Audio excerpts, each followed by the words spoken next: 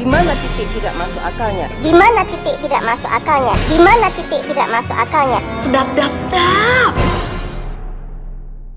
Sebelumnya saya mau berterima kasih dulu atas nama Ikhwan Sedap Dap Dap yang telah menyumbangkan 100% hartanya untuk saya. Oke, tanpa banyak nyinyir di awal, kita gaskan. Film kesayangan Hokage kelima ini dan anaknya dibuka dengan keadaan keluarga yang ibunya sebentar lagi mau ke Bennett. Dan di sana juga ada Genji setelah lulus dari Zuzuran. Tapi lebih mirip Firza sih. Yang dimana sebelum ibunya ke Bennett, sang ibu pun melakukan serah terima amplop coklat berisi tanah wakaf yang nantinya akan dibangun sebuah masjid. Lalu setelah memberikan amplop sakti itu, sang ibu pun dinyatakan meninggal dunia. Tapi kenapa ya setiap film-film tuh meninggalnya harus geleng-gelengin kepala gini?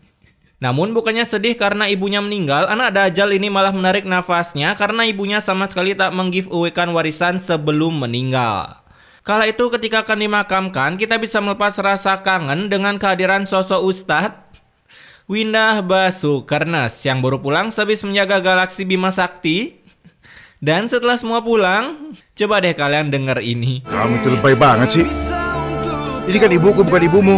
Malah rebut-rebutan ibu. Saat itu bertemulah si Wawan dengan Pak RT untuk mengobrol tentang pencoblosan dirinya sebagai ketua umum Banteng Merah.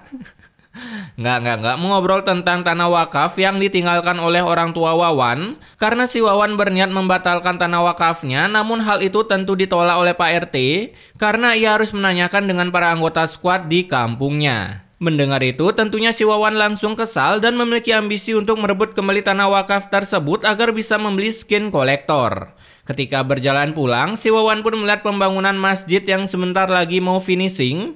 Jadinya ia merubah strateginya dengan strategi menelpon orang-orang sultan. Ya, Indra Kents pasti masuk juga. Dimana si Wawan ini meminta sumbangan untuk membangun masjid pada mereka, tapi nantinya uangnya ya masuk kantong lah. Auto cuan bukan? Nah, keesokan harinya datanglah seorang ibu yang menggibah tentang pembangunan masjid. Kaki saya suka pegel-pegel. Ibu punya persediaan hot and cream strong nggak? Lah, kok malah iklan? Skip. Di sisi lain ada Wawan yang sedang melakukan pekerjaan buildernya. Namun karena Wawan yang ternyata tak memiliki skill mencangkul, ia pun memiliki ide yang di luar nalar. Yaitu seperti ini. Langsung aja, kasih benih. Gak usah pakai diurus-urus lah. Keren sekali bukan? Itu nabur benih apa ngasih makan ayam dah. Dan yang lebih membagongkan lagi, beberapa minggu kemudian tumbuh dong, subur lagi, gila. Keren kali tips and trik dari Wawan. Setelah mengunjungi kebunnya, datanglah si Wawan ke masjid dan berkumpul dengan para squad Pak RT. Karena saat itu si Wawan membuat sebuah peraturan kalau masjid ini sudah jadi, nanti para warga yang mau ibadah diharuskan menyumbangkan hartanya untuk kelancaran ibadahnya. Gila. Namun Pak RT yang mendengar itu, Masya Allah, kenapa masjid ini dijadikan hak milik? Tumben kali ya figuran keselami clip on. Biasanya cuman feeder, iya aja, nurut-nurut aja. Ini gila OP kali figuran ini. Di malam harinya ada figuran yang bertamu ke rumah si Wawan, tapi baru mengetahui figuran ini mau nyumbang masjid. Duduk, silakan Pak, silakan Pak. Wajah si Wawan pun auto berseri. Kebiasaan kita sih ini, apalagi kalau udah maunya. Ya nggak? Ya dong, nggak usah so alim lah tot. Namun walaupun sifat Wawan mendajalkan begitu, ia tetap saja rutin melakukan ibadahnya sampai membuat malaikat bingung, ini dosanya mau dicoret apa dibiarin sih? Setelah selesai beribadah, di luar masjid dipus lagi dosa si Wawan karena kala itu dua figuran ini susah-susah nyari sumbangan sampai keliling dunia. Saat balik ke masjid, sumbangannya malah ditilep oleh begundal ini. Ya, normal moment in Wakanda lah. Keesokan harinya ketika si Wawan pergi dalam tujuan membeli es Kiko di warung Teh Yuli, ia pun bertemu dengan Bapak Rudi yang memberikan Wawan amplop untuk nyumbang ke masjid. Tapi tentunya dong amplop itu bukan disumbangkan. Nambah lagi dosa si Wawan kan? Setelah menambah dosa, Wawan pun datang ke masjid untuk beribadah. Tapi melihat masjid yang kotor, ia pun langsung memarah-marahi dua marbot di masjid ini karena tak becus dalam bekerja. Selesai melakukan penghapusan dosa, si Wawan pun datang ke toko cat. Tapi dengan gebleknya ini si Wawan udah minta cat yang murah, tahu-taunya uangnya malah kurang. Kayaknya uang saya kurang nih Pak. Nggak apa-apa ya Pak ya. Sama itu Pak, rollnya sekalian. Udah uang kurang, pakai minta bonus roller lagi. Emang agak lain titisan Dajjal satu ini ya. Nah, di sisi lain ada dua figuran yang sedang mencari sumbangan masjid sampai pindah universe. Kala itu ia pun mulai mencurigai Pak Wawan karena mereka udah sebulan kerja jadi marbot, si Wawan malah menggaji mereka dengan pahala. Dikira hidup bisa pakai pahala doang apa ya? Yang padahal setahu satu figuran ini selama mencari sumbangan ada banyak sekali amplop berisi uang. Namun kenapa sampai saat ini juga Pak Wawan selalu bilang kalau sumbangannya belum cukup? Jadi kemanakah uang Pak Wawan? Ya, hanya koruptor yang bisa menjawab semua ini. Nah, ketika si Wawan pulang beli cat, ia pun singgah ke dagang mobil dan melakukan pembelian mobil dengan uang babinya itu alias haram. Dimana baru aja si Wawan pulang bawa mobil, dari luar udah heran aja ini figuran. Ya, kebiasaan tetangga lah, tapi masa bapak-bapak julid sih? Keesokan harinya ketika dua figuran ini ngechat, salah satu figuran pun diberi kabar kalau ibunya sedang pingsan. Nah, saat dibawa ke rumah sakit, sang dokter pun mengatakan seperti ini. Kalau ibu harus dirawat beberapa malam di rumah sakit ini, Bu. Cuma pingsan doang loh. Ini kalau di tempat gue pingsan, ya paling-paling dikasih minyak kayu putih langsung seger. Ini sampai pakai impus dong, gila VIP kali. Lihat tuh, ini ruangan pasien apa tempat penelitian dah. Ada pisau bedahnya lagi. Mengetahui ibunya masuk RS, figuran bernama Jordi ini pun mulai mencari info loker. Dan beruntung ia pun bertemu dengan Pak Rudi yang mau merekrutnya sebagai builder di kebunnya. Setelah mendapatkan job baru itu, Jordi pun melapor ke istri si Wawan. Tapi ternyata cangkem si Rudi ini tak cocok disebut sebagai figuran tanpa dosa. Karena ya coba deh kalian dengar ini. Saya bekerja di masjid itu, Bu, dan saya tidak pernah mengharapkan uang, Bu. Dan bandingin sama ini. Pak Wawan lewat bawa amplop uang tebal, Pin. Dia mau gaji kita, Pin. Hah? Kalau Pak Wawan itu emang gak ada niat buat membayar gaji kita, Pin. Dasar cangkem radio banyak kali siarannya. Mendengar si Jordi tak digaji, istri Wawan pun langsung menanyakan hal itu ke suaminya. Dan karena mendengar keluh kesah dari seorang Jordi membuat Wawan tak enak makan.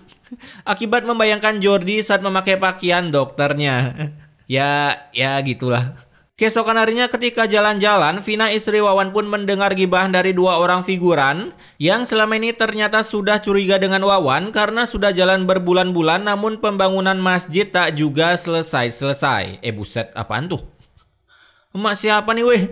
Nah, akibat mendengar gibahan dua figuran ini, Vina pun mulai menyusun rencananya untuk menyelidiki Wawan. Mulai dari datang ke kebun si Wawan dan berhasil mengetahui kalau selama ini Wawan tak pernah bercocok tanam di sana. Sampai-sampai seluruh panen di sana menjadi nggak guna seperti si Wawan. Di sisi lain, setelah mengetahui Jordi sudah resign, Wawan pun datang ke kebun Pak Rudi untuk memaksa Jordi bekerja kembali di masjid dengan angan-angan berupa pahala segede gaban. Namun beruntung saat itu ada figuran yang melerai perbuatan si Wawan dan Jordi pun berhasil diselamatkan. Kemudian ketika di masjid ada satu lagi figuran yang bekerja di sana, ya sebut saja Harto. Kala itu didatangi oleh Pak Rudi yang berniat melakukan giveaway ke masjid. Tapi si Harto yang sekarang mulai curiga dengan Wawan, ia pun melakukan kegiatan pengintelannya dari luar dan berhasil mengetahui kalau selama ini Wawan aslinya dua orang.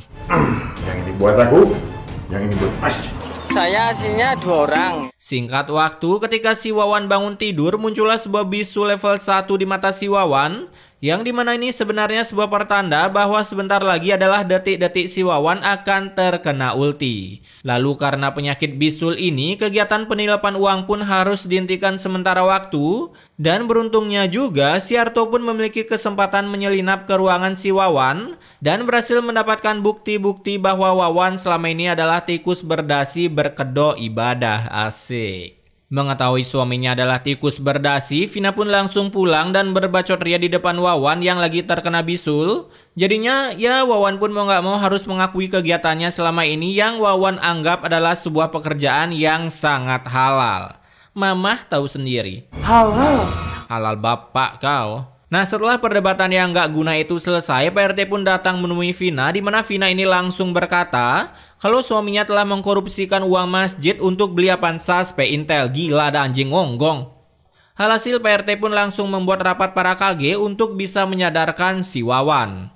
Sementara Wawan yang mendengar percakapan itu, ia pun mulai merancang strategi lucipernya ya karena dajal aja gak cukup. Dengan cara membuat nota palsu untuk memfitnah Pak RT kalau dialah selama ini yang korupsi uang sumbangan dari masjid. Ya ini udah gak masuk akal banget sih. Segampang itu palsuin nota loh. Gila. Alhasil seluruh skuad Pak RT pun langsung menyerang Pak RT karena si Wawan mengeluarkan kata-kata pamungkasnya. Mana ada maling mengaku, Pak? Kalau maling ngaku ya penjara penuh dong, ya kan? Nah, itu doang lah kata-kata human in Wakanda. Ketika di rumah, Vina pun marah-marah karena si Wawan telah mengfitnah Pak RT. Tapi Wawan yang udah full stuck ini, ia pun dengan kasarnya, buset keras sekali dorongnya. Punya dendam pribadi nih orang ya kayaknya. Setelah diberi perlakuan kasar itu, Vina pun langsung mendoakan si Wawan agar cepat mati. Enggak. Vina pun berdoa agar film ini cepat selesai dan tentunya hal itu didengar oleh kameramen yang menyorot si Vina. Hingga sang kameramen pun mengadu ke sutradara. Di mana sang sutradara langsung membuat naskah seakan-akan si Wawan kesakitan matanya, ya seperti kebanyakan pakai Rinnegan. Tuh kan pakai Shinra Tensei lagi. Dan akibat kekuatan yang tak stabil itu membuat mata Wawan semakin sakit sampai-sampai nah ini nih. Di luar akal budi pekerti yang luhur dah pokoknya. Si begundal ini pun bisa-bisanya dinyatakan meninggal dunia hanya karena ke smackdown tangga. Gila lembek kali daya tahan tubuh si Wawan ya. Nah singkat cerita ketika Wawan udah koit, Harto pun membuka kebusukan si Wawan dengan bukti-bukti yang ia temui. Jadinya berkat bukti itu nama Pak RT pun kembali bersih dan ia bisa diterima oleh para squad FF-nya menjadi leader kembali. Dan setelah itu saat penggiringan jenazah Wawan ke pemakaman ya bersama ustadz kesayangan kita, Windah Basukernas. Di mana Broja menurunkan si beban dunia akhirat ini, sebuah petir Iodora pun tersambar hingga menimbulkan pergeseran lempeng bumi yang tak bisa diprediksi oleh BMKG dan Liputan 6. Apaan itu guys? Sampai-sampai para figuran yang Broja turun ke liang lahat, mereka pun menemukan batu tambang Freeport yang diakuisisi negara lain. Asik. Lalu dari atas lagi-lagi Iodora pun berulah, menjatuhkan para builder beserta keranda si Wawan ke dalam inti bumi. Inti bumi. Oh, jadi gini toh di dalam inti bumi. Baru tahu gue, pakai terpal ya ternyata lantainya. Mengetahui para figuran dan keranda jatuh ke inti bumi, Pak Windah pun berusaha menyelamatkannya dengan tali pramuka. Tapi Broja mau menarik keranda si Wawan, sebuah ledakan yang maha dahsyat pun terjadi, membuat inti bumi itu seperti mau runtuh dan beruntungnya, dua figuran ini berhasil keluar dari inti bumi hanya dengan mengandalkan satu roll tali pramuka. Gila, real kali guys apaan ini? Tak lama kemudian hujan yang begitu realistis tis pun muncul mengguyur para figuran, membuat mereka tak betah berada di pemakaman dan memutuskan untuk pulang. Sementara si Harto, ia pun berusaha masuk lagi ke inti bumi untuk mengeluarkan keranda si Wawan beban. Namun saat mau mengikatnya, inti bumi itu lagi-lagi seperti mau runtuh. Real kali guys, sehingga Harto pun kapok turun ke bawah. Dan semua pun memutuskan untuk membiarkan saja Wawan dikubur di inti bumi. Satu-satunya manusia yang dikubur di inti bumi, gila. Neil Armstrong pernah ke bulan. Kalah sama Wawan, tinggal di inti bumi ini bos. Dan setelah semua pergi, sangat-sangat Tidak masuk akalnya. dan pesan immortalnya di sini ternyata satu-satunya cara menghukum tikus berdasi bukan lagi dengan cara mempenjarakannya di Nusa Kambangan atau penjara kelas elit yang ada AC-nya, tapi melainkan dengan cara mengurungnya di inti bumi. Karena kedua hal ini memiliki kesamaan yaitu sama-sama dalam. Tapi yang satunya sedalam nilai uang rakyat.